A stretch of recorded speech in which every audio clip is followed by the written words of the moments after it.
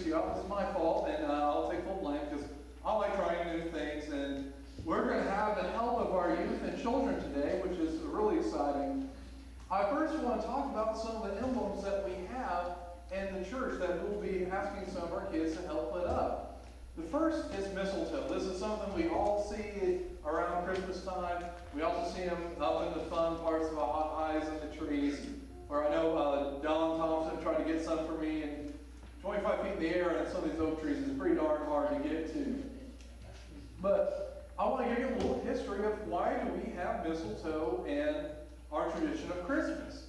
See, a lot of our emblems that we have weren't Christian to start off with. The first of a lot of our traditions come from very pagan beliefs.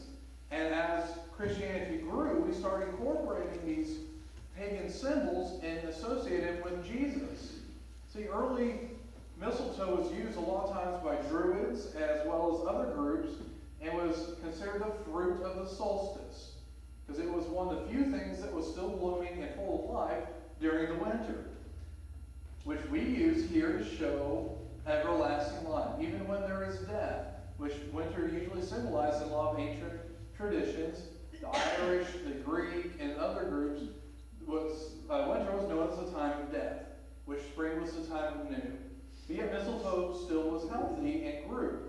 One of the old Christian traditions was that the tree that Jesus was crucified, using the wood from that tree for the cross, withered and became mistletoe. That was an ancient tradition of Christians, and that's one of the ways it got incorporated into our worship. Also, mistletoe has a couple of implications of what it stands for. One, it's a sign of good fortune. This was something that was very Roman in belief, and guess where we got all of our strength and where Christianity really boomed? Rome, under the ruler Constantine. And that's when Christianity became a legal religion, and we started growing. And we started incorporating some of this, and it's a great time because this is a time of good fortune. We get the gift of God for us. So that's a great gift, symbol. But also, we have this really gaining popularity in America in Scandinavian groups here in America, because this was something that they held on to as well in their original religions and so forth.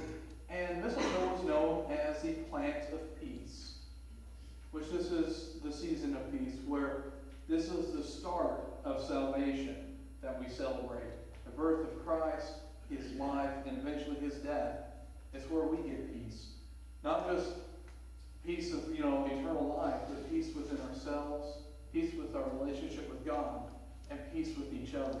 A continuing process that we're always working on to bring us together as one, as all of God's children. Now, we'll be singing a song that you all first Noel. At this point, we'll be asking our children to bring forward the mistletoe to hang in the sanctuary. So please let us sing our hymn, the first verse of First Noel.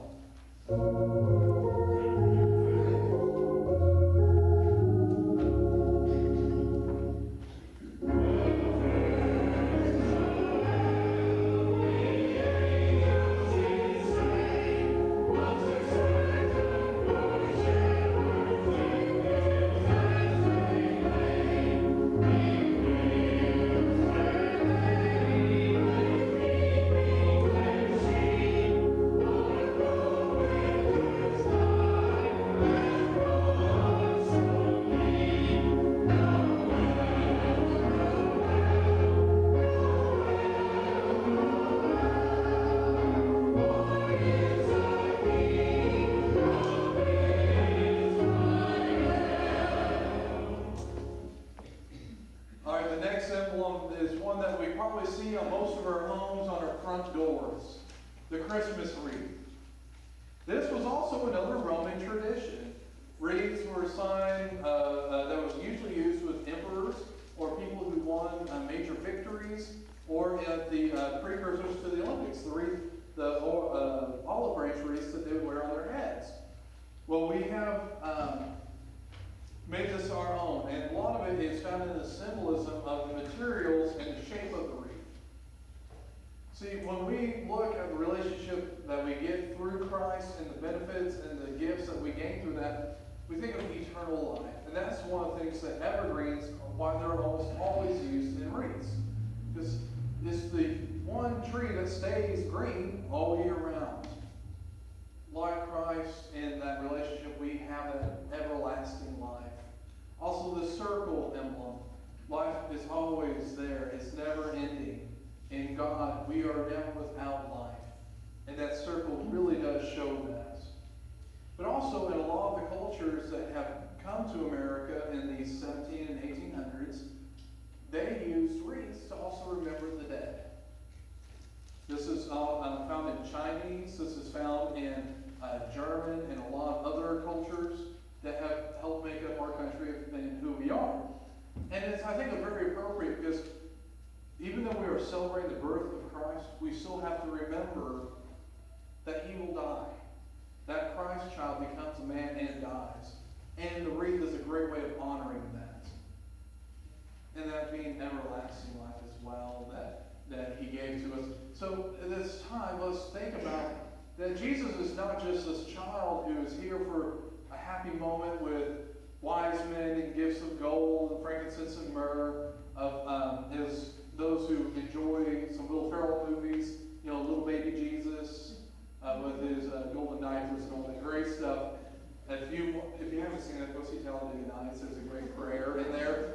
Look it up on YouTube. It's actually really funny, and it's even funnier when you have a whole seminary of people quoting that the very next day that movie was out.